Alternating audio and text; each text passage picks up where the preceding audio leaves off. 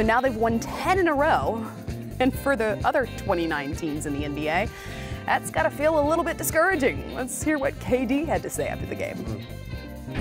You scored 8 of your 33 in the fourth, but there was a lot of sort of crazy plays down the stretch. How would you assess how you guys close this one out? I think we did a good job of, they started off that fourth quarter on a nice little run to cut the lead, and I think we stayed poised throughout it all. I mean, we made some boneheaded, I made a boneheaded play throwing the ball all the way out of bounds, and I'm just grateful my teammates was there to have my back on that and get us the possession back. But for the most part, coming in on the road in Boston to get a W is pretty solid for us. Given how Boston has played against the Warriors the last few years, what does it mean? How do you assess your team to win on the road here?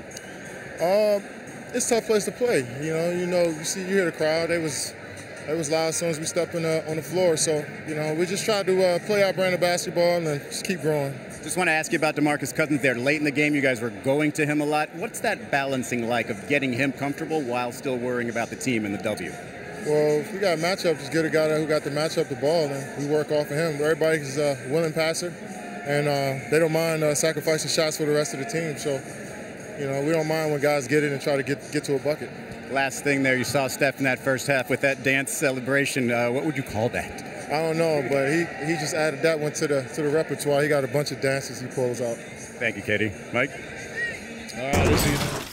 So we've talked a lot about what Kevin Durant can do, what Stephen Curry can do, what Klay Thompson can do. But in the Warriors win over the Lakers on Monday, Klay told me after the game that he was most excited about welcoming DeMarcus Cousins into that lineup, not just because of his scoring ability, but because of his playmaking ability. He did have 15 points in this one. He's getting accustomed not just to their lineup, but to the Warriors' style of play. What are you most looking forward to about Boogie getting incorporated into this lineup? Well, what I've seen from him, first of all, is that he looks like a new man. Yeah. And I think, first of all, that injury and not getting the contract offers that he thought he would get this summer, I think that woke him up.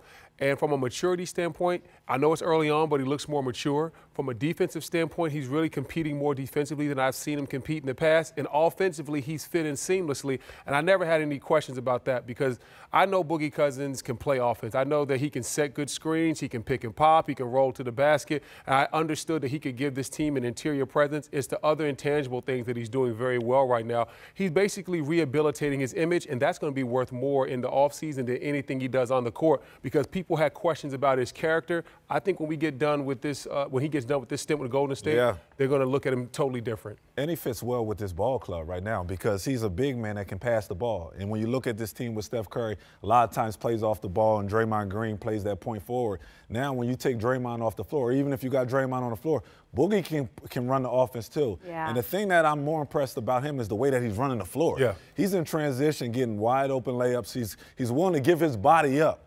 If it's setting screens, getting Klay wide open shots. Now teams can't blitz. Steph Curry, KD, and Klay on a perimeter. So it's a big benefit for the Golden State Warriors. It looks like for him to be engaged out so long, he looks like he's in great shape. Yes. Like when I looked at him before, he would sometimes not be running the court in Sacramento. He'd be lagging behind. Yeah. Now I see him sprinting, getting energetic. layups. It's amazing what can happen when you put people in the right situations, when you have very good coaches, when you have good teammates, they hold you accountable, you respect them, they respect you.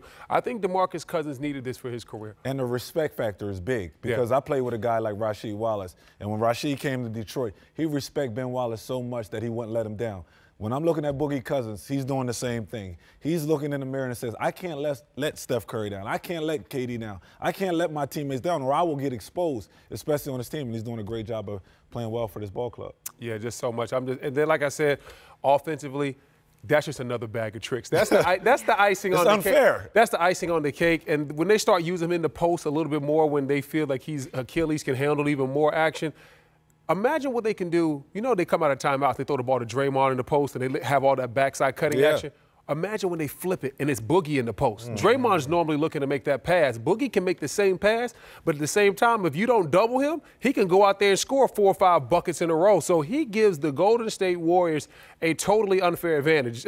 We knew they were the best team in the league before. Now, it's like an all-star team taking on regular teams every night. And it's been a big plus for them, too, because them losing Zaza and JaVale McGee, veteran guys, just veteran guys that just know how to play. And people don't understand. Sometimes when you got 4 vets on the team and 1 young guy, a rook, sometimes they don't understand the concepts and know how to run the offense. Now you got a veteran guy that just knows how to play. So now you can run a secondary break and get easy shots. But literally, they are 5 all-stars taking on every other team. All NBA guys still. Right. I seen something on Instagram the other day that said, who do you think wins this matchup? It was the starting lineup for the East All-Stars versus the Golden State Warriors starting lineup. It's they have so much talent on this team, and then everybody commits to the Golden State Warriors way. They start being submissive out there. They go out there, they pass the ball. They're not worried about themselves. Yeah. It's selfless basketball. It's fun to watch also. Christian, you can't take no plays off with this team. No. Well, and the concern was not just about Boogie's conditioning because he had been injured for as long as he had been injured. It was also because the Warriors play at such a faster pace than he had ever seen in Sacramento or in New Orleans. So for him to come back and to fit in as seamlessly as he has in the minutes he's been given is even more impressive. Yeah, like I said, it's a testament to him. Yeah. He realized what he did in previous stops from a behavioral standpoint, a basketball standpoint, wouldn't work here. He's adjusted his game, and I respect him a lot for it. He's getting challenged every day, especially in practice. When you're walking into practice and you got Kevin Durant, Steph Curry, you got 2 former MVPs. Like, it's not about you no more. Like regardless if you come to play or you don't, the train still keeps moving. They won a championship before you, so he knows that he wants it as bad as they do, so he knows that he got to pretty much do what he got to do to go out there and play and win games.